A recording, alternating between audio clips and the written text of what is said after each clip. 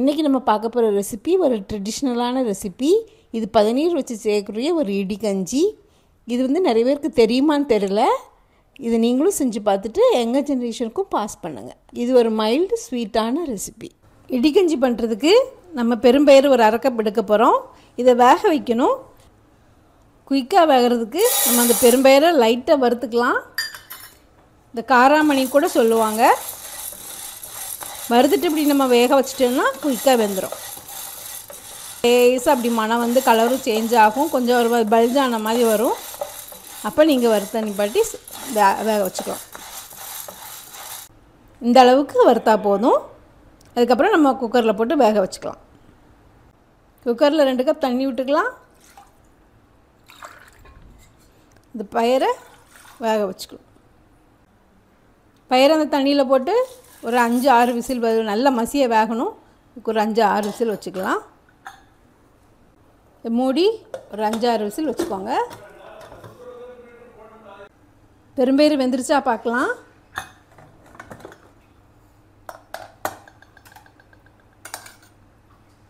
நல்லா வெந்துருச்சு.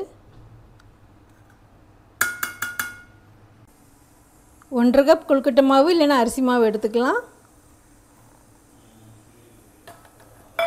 அதில் ஒரு பிஞ்ச் சால்ட்டு விட்டு கொஞ்சம் கொழுக்கட்டை மாதிரி நம்ம பசஞ்சுக்கலாம். தண்ணி விட்டு நம்ம திக்காக பசங்கணும். அதுலேயே ஒரு 3/4 கப் தேங்காய் போட்டுக்கலாம். நிறைய தண்ணி விட்டுறாங்க. கொஞ்சம் கொஞ்சமாக தண்ணி விட்டு கட்டியாக பசைஞ்சுக்கோங்க. இந்த அளவு மாவு கட்டியாக பசைஞ்சுக்கோங்க. அந்த மாவுலேருந்து நம்ம சின்ன சின்ன உருண்டையாக கொழுக்கட்டை மாதிரி பிடிச்சிட்டு நம்ம அவிச்சு எடுத்துக்கலாம். இந்த அளவு இருக்கட்டும். எல்லா மாவையும் உருட்டிக்கலாம்.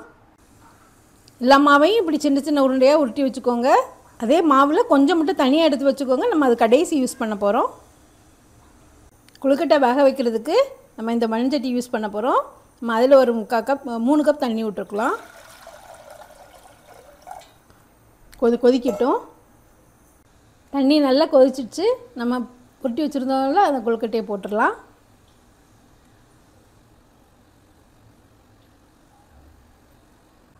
எல்லா கொழுக்கட்டையுமே இப்படி போட்டுட்டேன். அது ஃபஸ்ட்டு ரொம்ப கிளற வேண்டாம். அது நல்லா கொஞ்சம் கொதி வெந்த பிறகு கிளறி விடுங்க.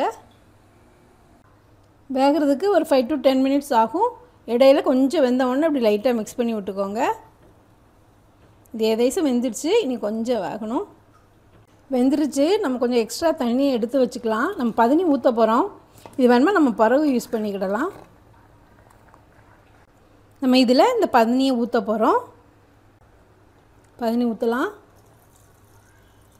நான் ஒரு 2 கப் ஊற்றுறேன்.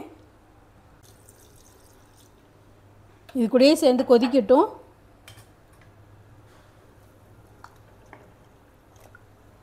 இது கூடயே நம்ம வேக வச்சுருந்தோம்ல அந்த பயிரும் போடலாம். பயிரில் எனக்கு தண்ணி கரெக்டாக இருந்தது. அதனால் நான் அப்படி போட்டுட்டேன். உங்களுக்கு தண்ணி இருந்ததுன்னா அதை ஃபில்டர் பண்ணிவிட்டு பயிரை மட்டும் போடுங்க. இதை நல்லா மிக்ஸ் பண்ணி விட்டுக்கலாம்.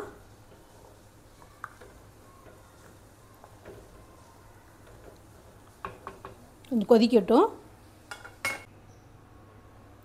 இந்த கஞ்சியோடைய ஃப்ளேவருக்கு நம்ம அந்த பிரியாணி எல்லாம் யூஸ் பண்ண போகிறோம். அது கூட சேர்த்து கொதிக்கட்டும். நான் இந்த டிஷ்ஷில் ஸ்வீட்டுக்காக ஜாகரியோ சுகரோ எதுவுமே சேர்க்கலை. பதநீரில் உள்ள நேச்சுரலான ஸ்வீட்டு தான்.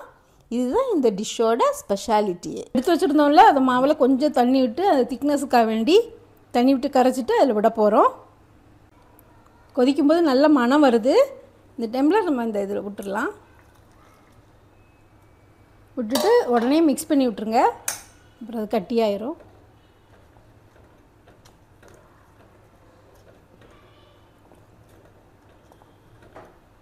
நல்லா கொதித்து திக்காயிடுச்சு. நம்ம இது கேஸ் ஆஃப் பண்ணிடலாம். நல்லா வெந்து திக்காயிடுச்சு பாருங்கள்.